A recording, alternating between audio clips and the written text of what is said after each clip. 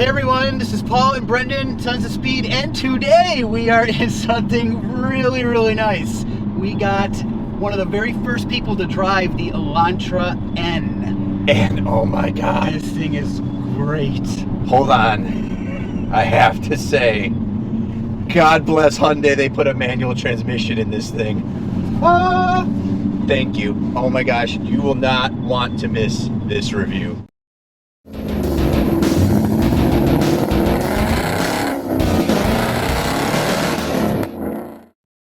All right, so Brendan, we flew out to California, Sonoma County. We're circling right now Sonoma Raceway, doing a street drive. How lucky are we? This is so awesome. I cannot tell you. I'm super stoked because we are in the Elantra N. We have the Kona N coming up as well that we're going to get to drive. So we're not just driving around the racetrack.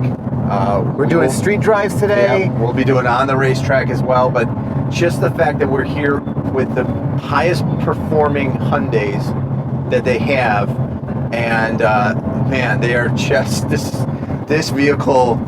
I can't believe it. I mean, I love it. I just love everything about it so far.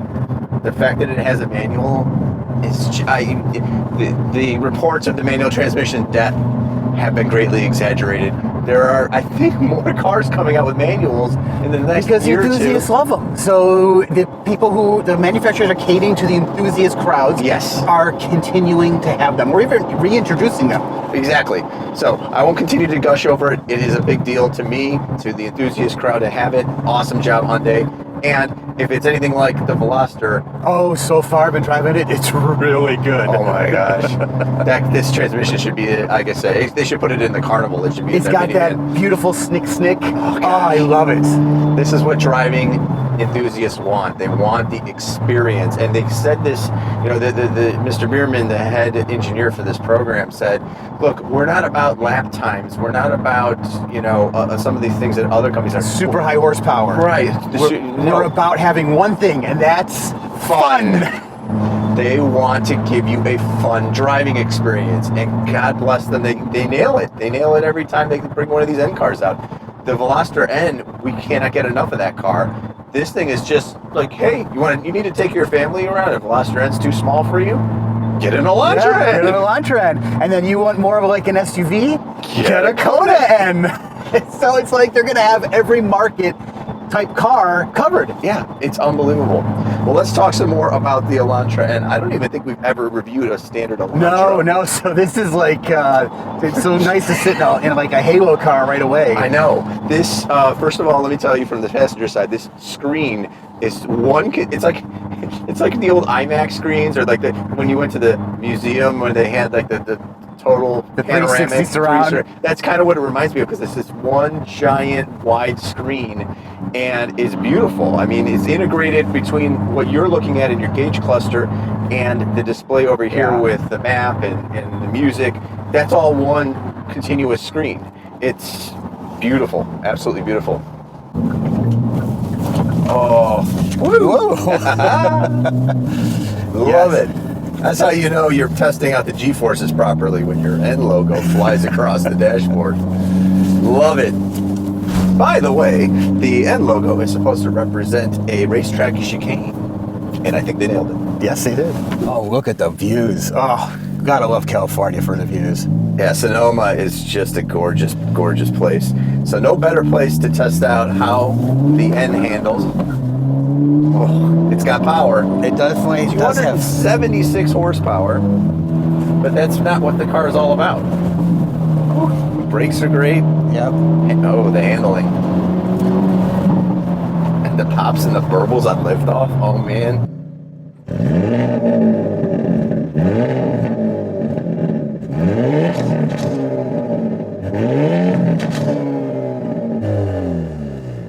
This car just ticks every enthusiast sensory box. It eggs you on. It just, because of the experience, the sounds, the way it handles. When you drive this, you're gonna feel this is like you're carving.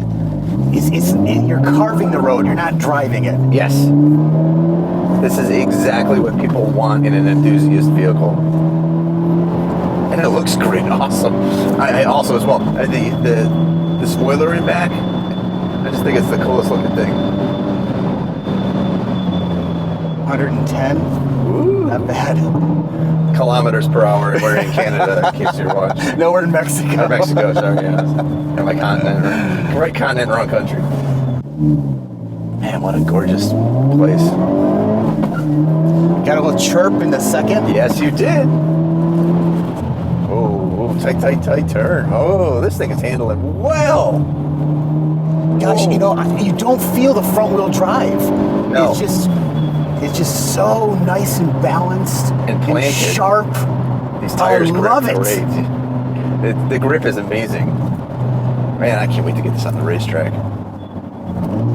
As a street car, the N mode is very, very stiff, as it's supposed to be. Hyundai tells us they won't change that because you, who buy these cars, love that. So you can, the adaptive dampers though are awesome because you can go into a sport mode and it's less of a stiff ride, but it's still sporty. And then you can just go to normal mode and it's nice and comfortable. So that is what makes this car usable every day. The whole thing is customizable. You can set your steering feel. You can set how hard the suspension is. You can set the throttle response. You can set a whole bunch of things. They make every one of those parameters, and I think of probably a few more, totally customizable. Yes. And you can do what even you want. you can even adjust how much sound the exhaust makes. Okay, I think it's time for 0 to 60. So let's do it.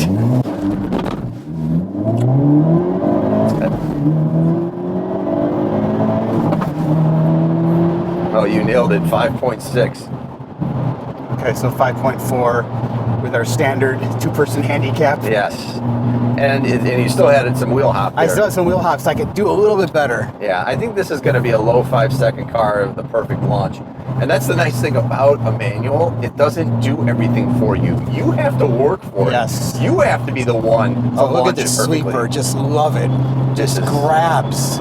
Just eggs me on to go faster. And it's just holding perfectly. The seats are holding Oh my gosh. us in. The seats are great. They're really nice.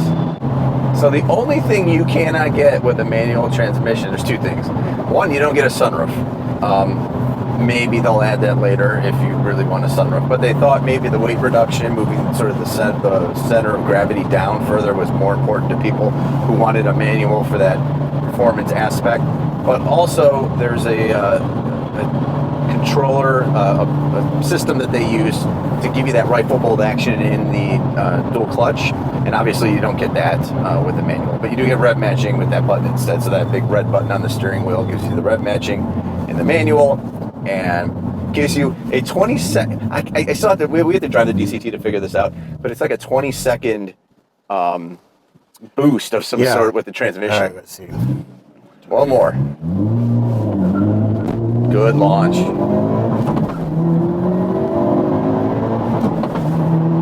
Yeah. 5.2. I told you. Oh, nice. So we're down to 5 seconds flat with the handicap. Yeah. Nice. That was a good launch. A very little wheel spin. Now, the other thing they did is they lowered the seats like 10 millimeters, so you have more room for a helmet. Yes. So we'll see how that works when we get one of these out. Also, on the it keeps racetrack. your center of gravity down. I mean, you know, ever so slightly, but every little bit helps. It does. The back seats actually look fairly comfortable and roomy. Yeah, and with the suede in the center, just hugs you. It's really, really well thought out. Really nice.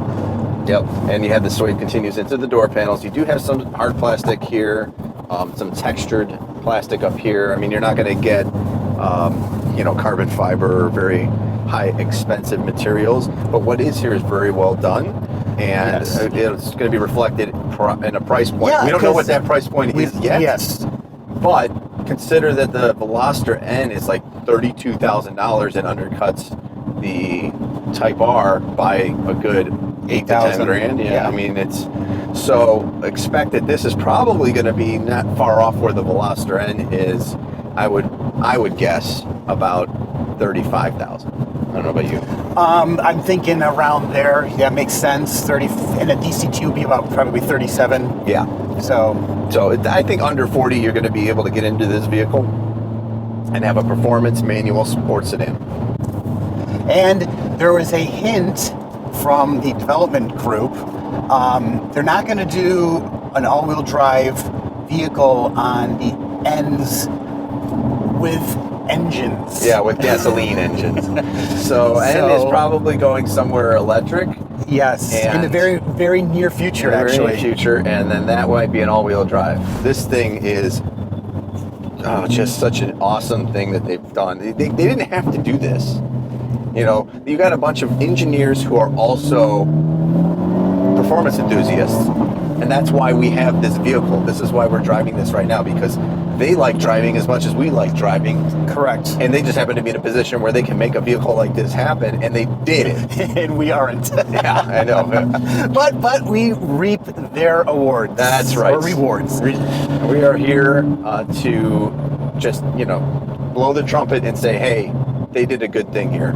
And I'm always about giving companies props when they do something good for the community. Yes, they absolutely deserve a very big pat on the back. This has been Paul and Brendan with Sons of Speed. This has been our review of the Elantra N on the street. Yes. Now we're going to take it on the track. And we'll see you in that video next. Okay. Well, where are we going now? That's what I was going to look for. But I've lost the directions, Paul. Seriously? Yeah, they were under the... They're gone.